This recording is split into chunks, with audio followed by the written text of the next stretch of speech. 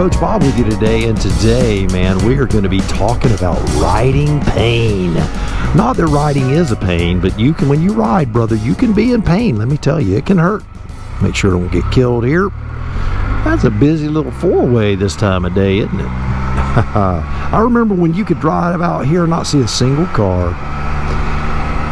But yes, riding in pain is a real thing, you know, especially if you're doing the long haul tour and you're dealing with the heat, you're dealing with hydration, you're dealing with body geometry, you're dealing with motorcycles, you're dealing with vibration and all these things.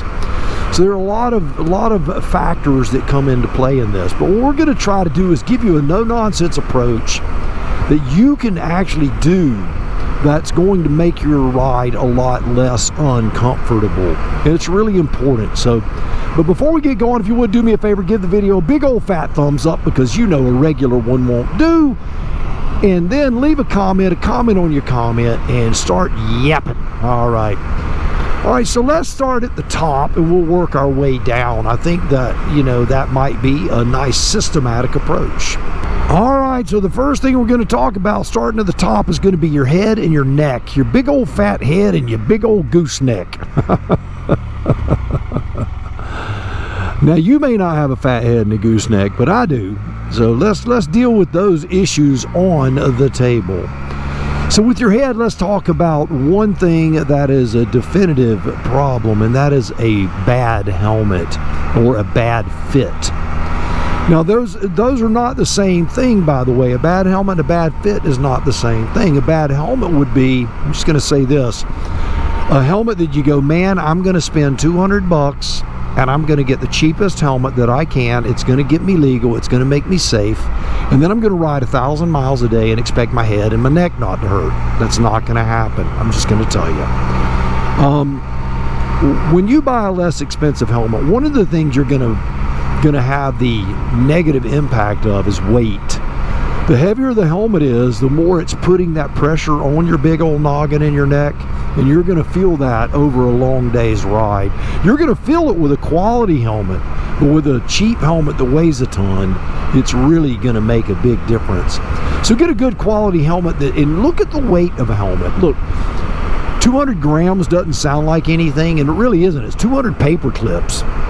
But over the course of 12 hours in a day, with your head oscillating from wind vibration, that 200 grams makes a difference.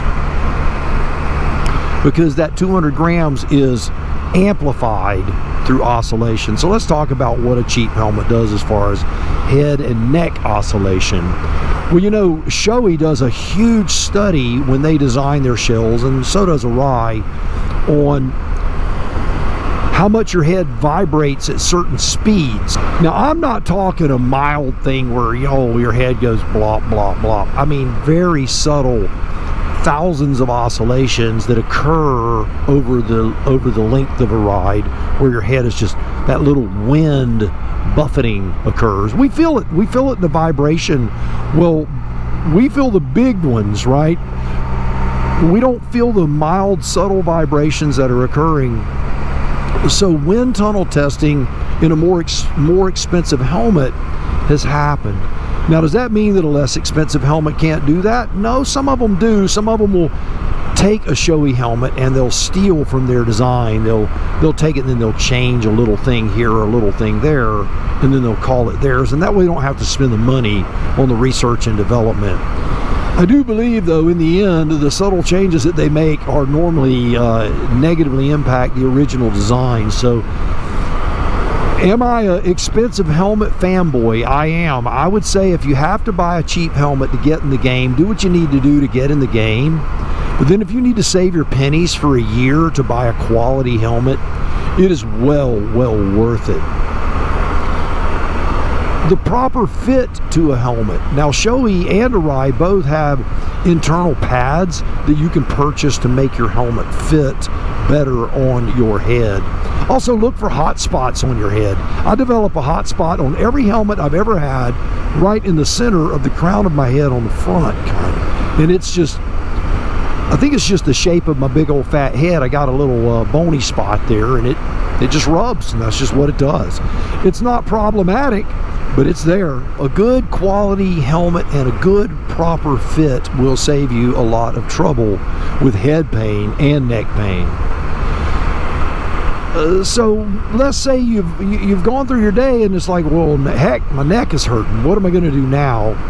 Well, I'm going to show you something right here that you can do in the evenings when you're touring that will really help you. All right, so these 3 devices that you're looking at are not for torture, they are for your neck. This is Coach Vic and my little gym that we use. There's a massage chair, exercise bike. This is her ergometer that she pedals and cranks on. There's the TV to watch, and a few trophies and awards and things of that nature that we have around the room, and dumbbells here and dumbbells in the other corner for heavier ones. Anyway, there's your weight room tour. All right, so this right here is the best of the 3 because it is adjustable. This is for traction in your neck, to put that natural curve back in your neck, and I'll show you how we do that. This is made by a company called Trigger Point. I really like these devices. It looks very simple. It is very simple. It's a padded cylinder, and it works unbelievably well in a lot of scenarios. If you have room to carry something like this, this is a great thing to carry when you tour. If you don't have room to carry those 2 things, and that really is not uncommon, I often don't carry those 2 things. This right here is a beautiful floral towel of Coach Vic's. She likes the pretty stuff. I just like a white towel. I'm an old man. Anyway, you can roll this up and do the same thing that these 2 devices do, just a different efficacy level. All right, so the old man groan here. Lay your neck on this. You put this right over the old forehead, and then you have a pump right here, and it pumps and lifts right here, this curve in your neck. Oh, that feels great too, by the way. That's heaven. Let the air out, pop that off, you're done. You can do that 4 or 5 minutes. It doesn't take long, but that will make a huge difference. I got that from my chiropractic office. This is something that I just use. I'll put this in a chair, I'll lean back on it, I'll lay it on the floor, and I simply put it on the floor. I'll take my neck, and I'll do exactly what I did there, and I just relax. And when I do this, I can roll back and forth. It'll massage the musculature in your neck. And yeah, I can feel the vertebra in the back of my neck elongating. It feels great, by the way. It feels really good. I could do this all day. But we both know we don't have time for that. And then there is this. You take a towel, you just do the same thing. Not very complex here, right? Very simple stuff. Take it, roll it up. There you go. Does it feel good? It does. Does it work? It does. But not as good as this or that. All right, so the next thing we're going to talk about is shoulder and back pain, you know, because I tie those 2 together for a reason. The reason is they have to do with your core and your body position.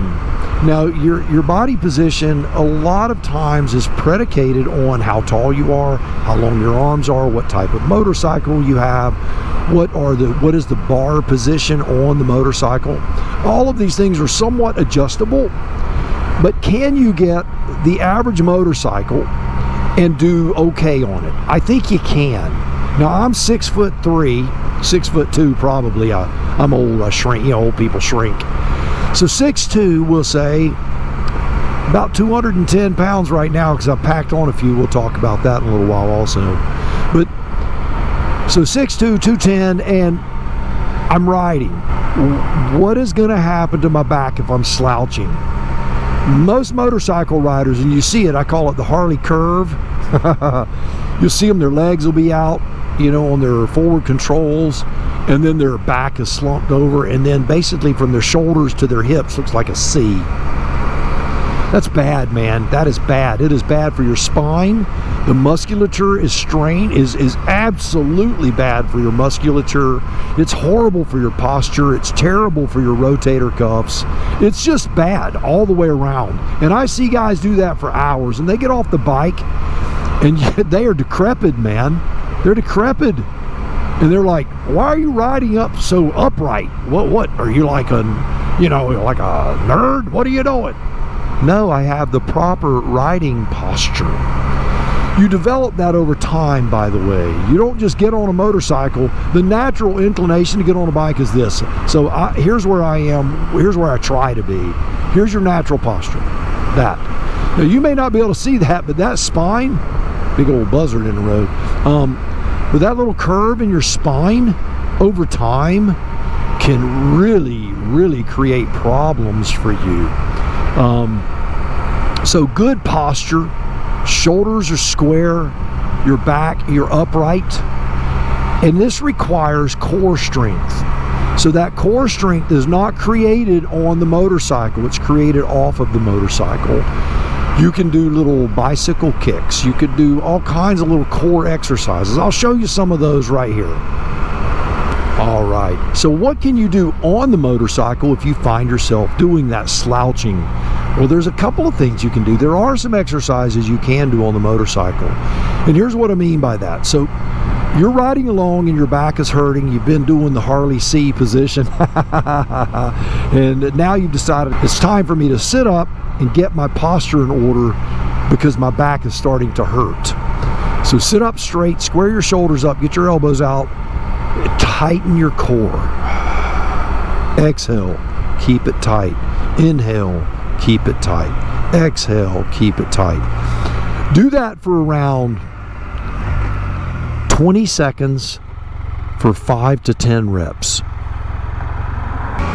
If you'll do that every hour, you're going to observe a lot of your back pain just evaporate into thin air.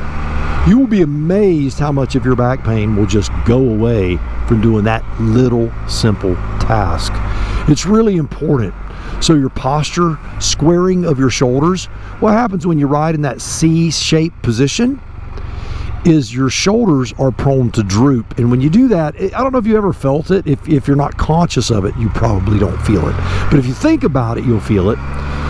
Every now and then you'll drop your shoulders and you'll feel almost this mild separation here. And it's really bad for your rotator cuff.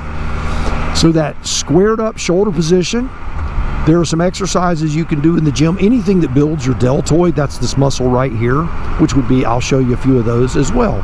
So let's look at some deltoid things you could do. All right, so I'm not going to do any heavyweight or any real technical stuff, but a nice side raise will build your rotator cuffs up. It will help that deltoid. Shoulder presses will just simply strengthen your shoulder. Any movement where you're moving that shoulder from side to side is good, but certainly, you know, your side raises and shoulder presses are your best. One of the big things to remember when you're doing this stuff is about balance. It's balance. So think about that when you're working your shoulders. All right, we're going to bring Coach Vic in for something I'm going to address in the next part of the video. So come here there, lady. Do you mind if I share your shoulder? Share my shoulder? We're surrounded by dogs. All right, here's Coach Vic. Coach Vic, what movement do you do all day? If you would just show your arm movement that you do all day, what do you do all day long? This. Or also push. And down. What does it hyper-develop? What is hyper-developed in your shoulders? Right here. They're huge. You see this? You see that right there? That is totally not normal. Really? If your deltoid looks like that on the front, you are abnormal. That is like a big giant bicep. Thanks. And that is from pushing that wheelchair. Now as she moves that, so take that, kind of do that and move your arm up and down. I can feel creaking in there. That is the sign that there's potential for rotator cuff damage. But I work out often, so it keeps it more stable. If I don't work out, they get weaker. They do. And that doesn't make any sense, but it... Yeah, it does. It makes total sense. Make sense. There are two types of stress that you put on your body. There is distress, which is bad, and then there's eustress, EU stress. That eustress is weightlifting. It's stress training, and that is what keeps her shoulders strong without damaging or injuring them. Now, I don't do it every day. I do it every 2 or 3 days a week. It depends on my mood. I might go 4 days a week, 2 days a week, 1 day a week, but I'm consistent in doing something regularly. But she'll focus on not this. She'll focus on flexibility here, but strength back here, trying to create balance. So what you have to do is look at your body and assess your body. Where are my shoulders weak? Mine are weakest here. That's why I focus here. She's the exact opposite. Yes, I am. So I guess he was talking about how do you Pain pain for riding. For life generally, but yes, specifically. Well, my biggest key to pain management is Tylenol. Tylenol. I love Tylenol. Between 2 and 4, not every day, but most days, I take Tylenol and it just relieves me for the rest of the day because, you know, my body has different kinds. Anyway, it hurts sometimes, so I take Tylenol. And when I ride long distance on the Can-Am, every day, every time we rode, between 2 and 4, I take 2 Tylenol. Now, I'm not a doctor. Before it hurts. Before it hurts. It's and sometimes I don't catch it in time, but it helps. I'm not a doctor, so don't get on to me for those who don't like Tylenol or whatever. But Tylenol is my safeguard for pain, and it helps. All right, so there you have a couple of shoulder exercises. Very simple stuff. I'm talking basic stuff. I didn't go into any detail on form or technique. There's tons of videos online for that. But balance in your shoulders is going to really help you. And if you get up and do the jiggle, jiggle, jiggle every now and then, it feels better too. 20 jumping jacks is a lifesaver. Oh, there you go. So my swimmers know that there are certain exercises that I really, really push. If they were in here right now, they would say the one exercise that I push is the push-up. Push-ups to me are the perfect exercise because it gives you pectoral strength, shoulder strength, tricep strength, and core strength all at the same time. Remember, when you're doing something, you have to focus. There's a thing called mind-muscle connection. I don't want to go into the whole coaching thing on this, but a simple push-up is wonderful. So a lot of people, when they're doing core training, will simply do a plank. And there's nothing wrong with doing a plank. A plank is great. Now, when you're doing a plank, though, you have to focus. You're tightening your core. It's like there's a steel rod running from the base of your head all the way to your heels, and your goal is to tighten every muscle fiber in between those 2 points. If you can do that also while doing a push-up, you're working on your core and you're working on other musculature. So what I like to do is do a nice plank and then do a nice slow push-up. I'm breathing, slow push-up. So there's a little bit of core work for you. Of course, you can do crunches, sit-ups, any of that stuff. But my favorite overall is a plank done with a push-up. So lower back pain. Let's talk about the curve in your lower back right here. Exactly like we did with the neck, you can put a towel under the small of your back. You can put a trigger point wheel under the small of your back. I have a device that's a lot like this that is made for your back as well. And here it is right here. So really simple device. This goes in the small of your back. You have 2 air pockets. You inflate them. It feels magic. All right, so there you have it. A little bit of shoulder, a little bit of core, all you need. All right, always remember when you're working on your shoulders not to damage your rotator cuff, especially as we get older. Coach Vic deals with rotator cuff issues because her deltoids are hyper-developed, but due to pushing a wheelchair. Man, these buzzards are out in full force. There is roadkill everywhere today. We had some big old rains that's got the critters moving, and when they move, they get hit by cars, and when there's roadkill, there's buzzards. But her deltoids are huge on the front. I mean, it's unbelievable. It's almost like a big bicep. And she is super strong there, but it creates range of motion problems for her. So she has to be careful, very careful with her rotator cuffs. Again, protect those things, man. Protect them. Shoulder surgery is not a pleasant surgery. All right, the next thing, and this is probably the most common thing that I hear talked about, hands. These magical hands, you know, dozens of bones, joints, tendons, musculature, nerves, all come to the pinnacle of creation in this little miracle we call the hand. It really is an amazing thing. It's a very delicate thing. And one of the things, the very first thing you can do to get away from hand pain is this: do not crush your handlebars. Don't give them the Vulcan death grip. So people often ask me, how hard am I squeezing my hand grips? I always tell them, hard enough. So what does that mean? All right, you guys know that I'm not telling you not to hang on to your handlebars. So I'll have some idiot out there in YouTube land, he's telling you not to hang on to your handlebars, you better hang on tight. Okay, I'm not saying don't hang on to your handlebars. So let's get that out of the way for the knuckleheads. But here's what I'm going to say. If you were a runner, if you've ever been schooled in running, whether it be track or sprinting or cross country, one of the first things you learn are relaxation tips in your hands and in your shoulders, and those things are very, very important. It's calm in the upper body, it's storm down here. I used to tell people, if you can put an egg on your head and run the 100-meter dash in 11 seconds, you're approaching being a good sprinter. You know, if you're standing behind a crowd, the head of the sprinter is barely moving. It's calm and storm. So how do we create that relaxation in our hands? I used to tell people, and I've read many, many books on this, when you're running, you want to act like you're holding a pencil in your hands. You're holding that pencil just tight enough in your fingertips to keep from dropping it. That's it. That's how tight I hang on to my hand grips.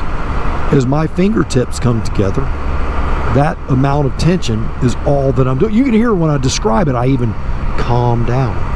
It requires calm. There's calm and there's storm.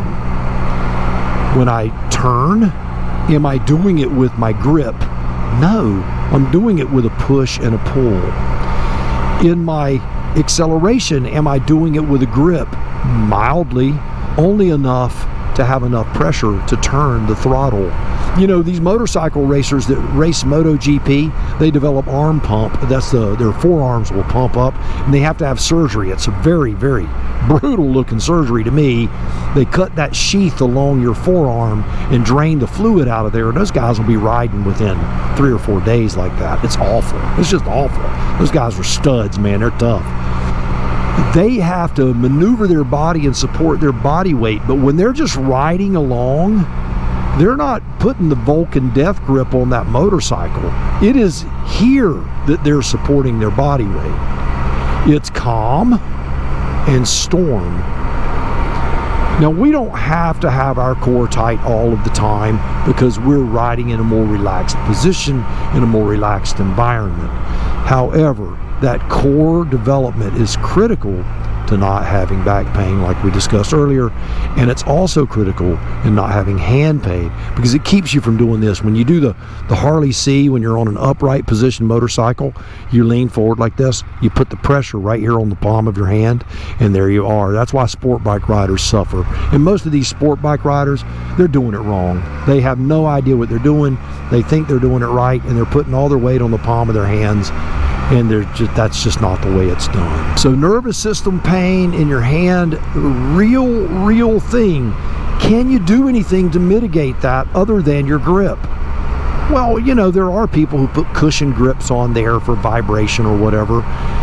Do I think all of that is poop and not really important? For the most part, I do. I understand why people do it, and I think there are people with hand problems, pre-existing conditions that need those things. I don't. I have no pre-existing conditions in my hands, and there may be a time as I age that I will need that, but right now I don't. The key is relax your hands. Relax your hands. Calm and storm. Calm and storm. All right. So the next thing would be hip and knees. Now, hips and knees are kind of hard to quantify because you're sitting here, and when I say hips, I guess your butt's kind of in there too, isn't it?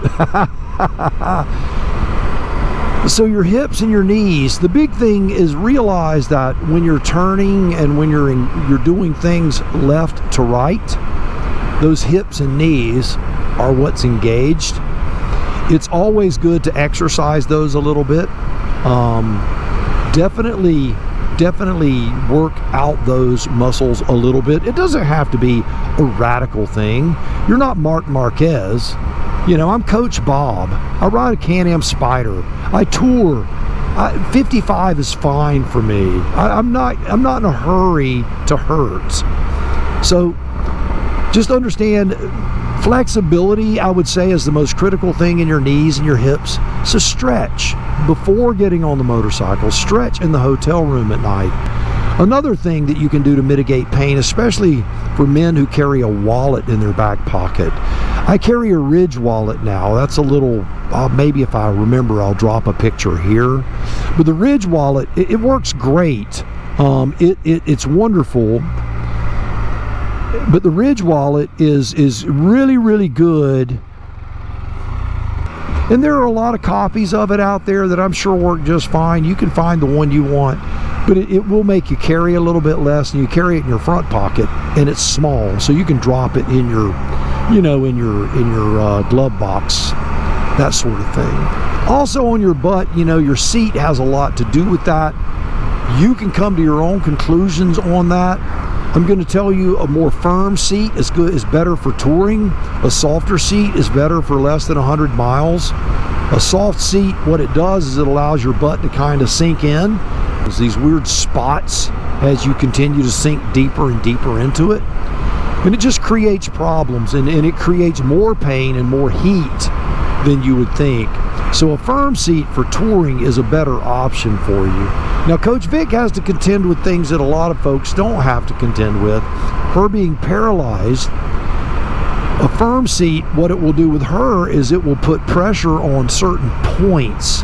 And those specific points, because she can damage those and get pressure sores, she needs like a butt buffer or an air hawk or something like that to take pressure off of those points.